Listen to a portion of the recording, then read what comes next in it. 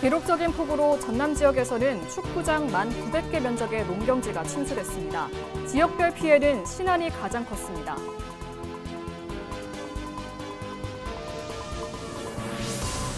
타는 듯한 무더위가 연일 계속되고 있지만 야외 근로자들에겐 휴식도 사치입니다.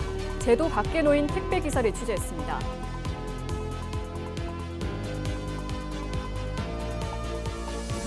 전남도가 신재생 에너지 개발 이익을 주민에게 환원하는 에너지 기본소득 정책을 추진하고 있습니다. 하지만 수익 구조는 대부분 민간 기업에 집중돼 있어 지적이 제기됐습니다. 여수 MBC가 경영 악화와 사업 노후화를 이유로 순천 이전을 검토하고 있습니다. 여수시와 시민사회단체 모두 반대 입장을 밝힌 상황에서 백인숙 의장과 문갑태 부의장은 삭발을 감행했습니다.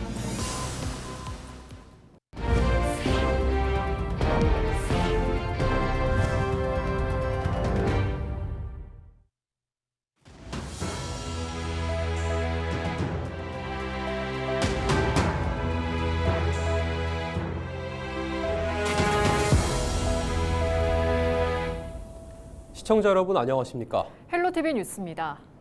여수를 중심으로 전남 동부권의 소식을 전하던 여수 MBC가 순천으로 사옥 이전을 검토하고 있습니다. 수년 동안 지속된 경영 악화가 주요 원인으로 알려졌는데요. 지역사회에서는 반대의 목소리가 거세지고 있습니다. 보도에 송하영 기자입니다. 팻말을 든 시민들이 여수시의회 앞으로 모였습니다.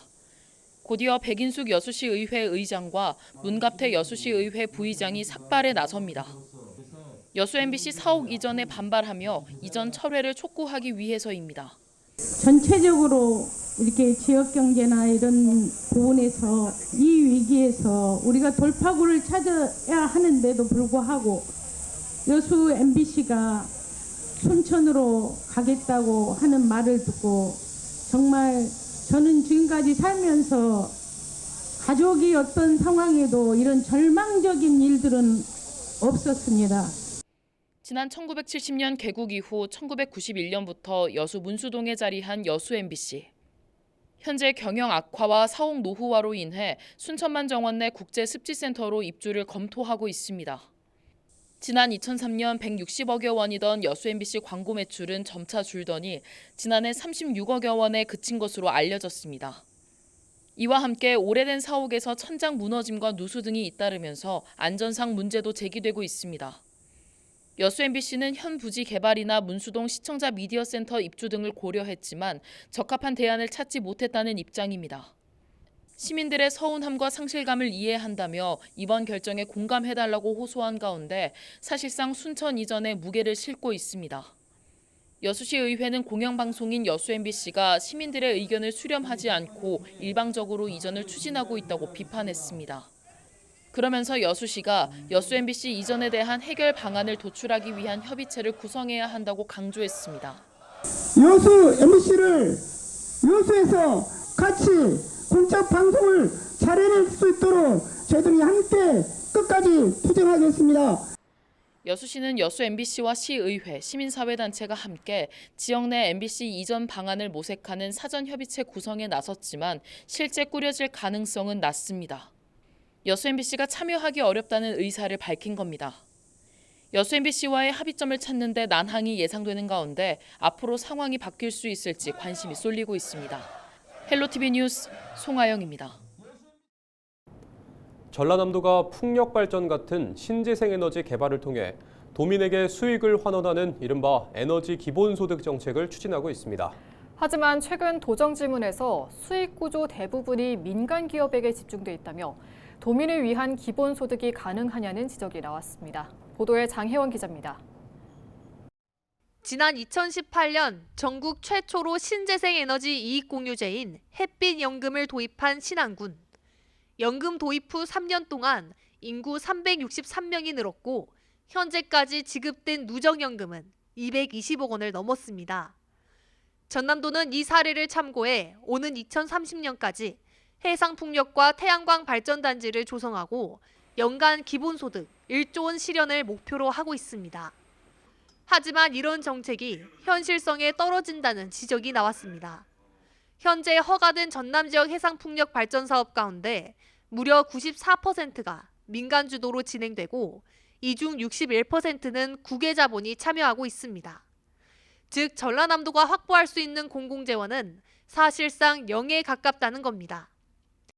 에너지 기본소득을 실현하려면 공공이 직접 수익을 확보할 수 있는 구조가 필요한데 전라남도의 공공주도 해상풍력 사업은 신안과 완도에서만 추진하고 있습니다. 770메가와트 규모에 불과합니다. 이마저도 전남개발공사의 자본력 부족으로 추진에 어려움을 겪고 있습니다. 사실은 개발공사도 이 770메가와트도 힘들다라는 말을 하더라고요. 그렇죠? 왜냐하면 풍력 사업이 워낙 큰 장치 산업이기 때문에 자 지금 현재 전남 개발공사 자본금이 한 3,900억 정도 된다라고 그러는데 두 개만 하더라도 상당히 휘청거릴 수 있다. 최 의원은 장기적인 수익 기반을 만들기 위해 전남에너지공사 같은 전담 기관을 신설하고 기금을 조성해 공공 지분을 확대해야 한다고 말합니다. 실제로 제주도는 지난 2006년 특별법에 따라 지난 2012년 제주에너지공사를 설립하고 이후 풍력자원 공유와 기금 조례를 통해 순이익의 약 20%를 도민을 위한 재원으로 활용하고 있습니다. 저는 전남에너지공사 설립이 중요하다라고 봅니다.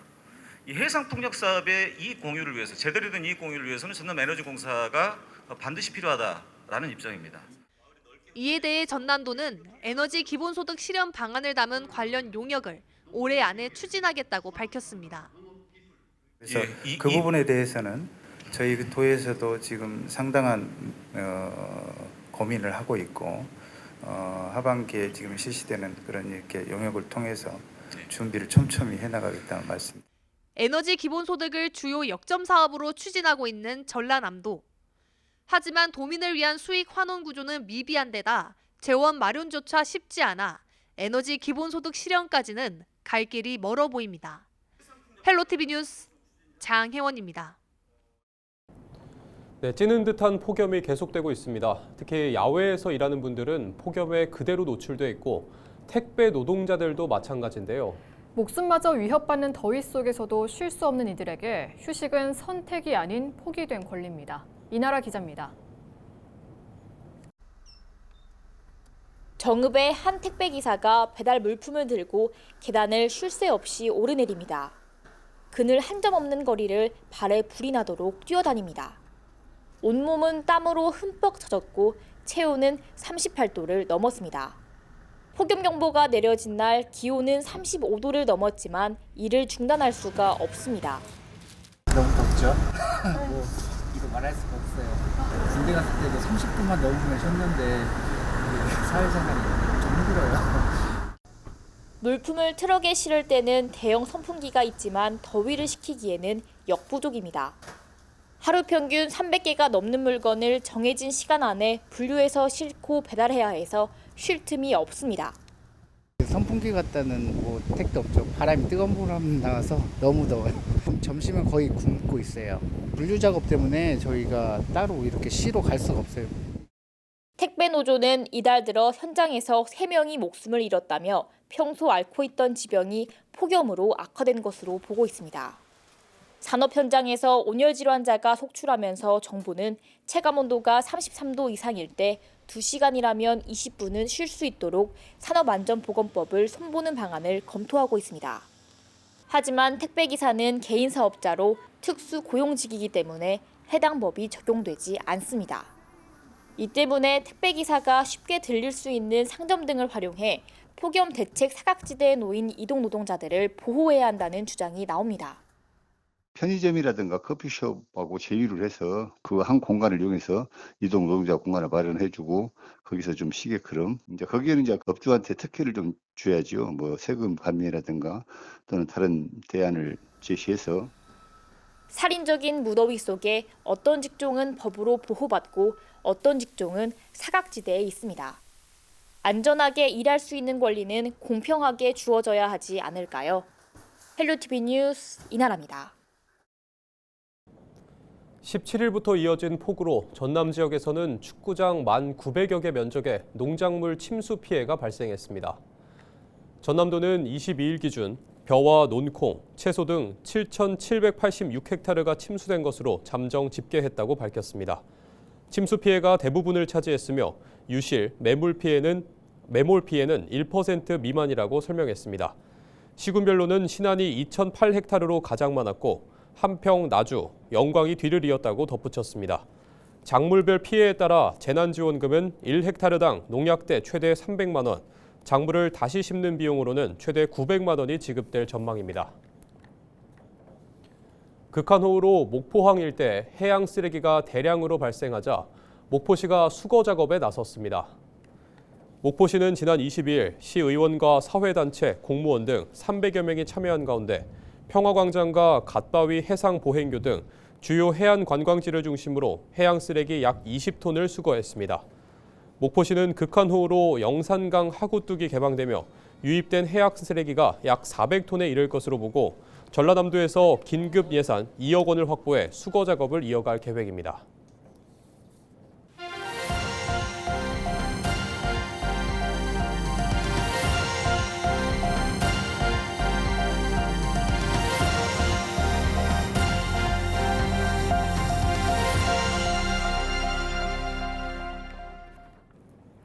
여수 묘도 인근 해상에서 40대 여성 시신이 발견돼 여수 해양경찰이 조사에 나섰습니다. 여수해경은 지난 21일 오전 10시 26분쯤 신고를 접수한 뒤 현장으로 출동해 A씨의 시신을 수습하고 여수의 한 병원으로 이송했습니다. 해경은 22일 부검을 마친 뒤 정확한 사망 원인과 폭우와의 연관성 등을 조사하고 있습니다. 23일 새벽 4시 반쯤 목포시 석현동 삼거리 일대에서 달리던 승용차 한 대가 교통섬의 충돌에 부딪혀 뒤집히는 사고가 발생했습니다. 이 사고로 운전자와 동승자 등 30대 여성 2명이 심정지 상태로 병원으로 옮겨졌지만 끝내 숨졌습니다. 경찰은 해당 차량이 석현동에서 목포나들목 방면으로 직진하다 교통섬과 육교를 충돌한 것으로 보고 인근 CCTV 등을 확보해 정확한 사고 원인을 조사하고 있습니다. 전남 서호남권이 풍부한 재생에너지 잠재력을 기반으로 아리백 산업단지의 최적 입지로 평가받고 있는 가운데 목포와 무안, 신안군을 합친 무안반도에 아리백 산업단지 유치에 대한 필요성을 제시하기 위한 정책 토론회가 열립니다. 목포신안통합추진위원회와 국립목포대학교 지방자치연구소는 오는 24일 무안반도 통합과 아리백 산업단지 유치 전략을 주제로 국립목포대학교 글로컬 스타트업 센터 컨벤션홀에서 토론회를 엽니다. 이번 토론회에는 이순형 동신대 교수가 발제를 맡고 조옥현, 나광국, 최정훈 등 전남도 의회 의원들과 전남도 관계자가 참석해 무안반도 통합의 필요성과 아리백 산업단지 조성 방안 등이 논의될 예정입니다. 여수 지역 섬 3곳이 행정안전부가 추진하는 2026년 섬지역 특성화 사업에 선정됐습니다. 여수 금오도 장지마을과 사도, 거문도 덕촌마을에는 앞으로 9년 동안 한 곳당 최대 50억 원이 투입돼 지역 맞춤형 생활 인프라가 확충되고 주민 정주 여건 개선 사업이 실시됩니다. 금오도 장지마을은 톳을 활용한 고부가가치 상품을 개발하고 사도는 공룡 발자국과 마을 경관을 연계한 마을 호텔을 운영하는 등 주민들로 구성된 조직체를 중심으로 소득 사업을 추진할 예정입니다. 광양 국가산단에 40년 된 폐수관로가 정비됩니다.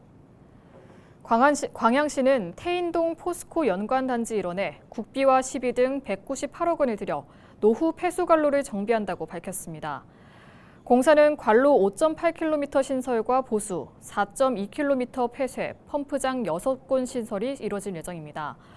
광양산단 폐수관로는 1985년 설치 이후 노후화돼 파손과 이음새 탈락, 나무 뿌리 유입, 바닷물 역류 등의 문제가 이어져 왔습니다. 2025 목포해상 W수료가 지역경제 상황과 여론 등을 종합적으로 고려해 예정대로 오는 26일 정상 개최합니다. 목포시는 전략회의를 통해 관광업계 등 민간 의견과 기상 상황, 지역 여건 등을 반영한 결과 축제를 계획대로 진행하기로 결정했습니다.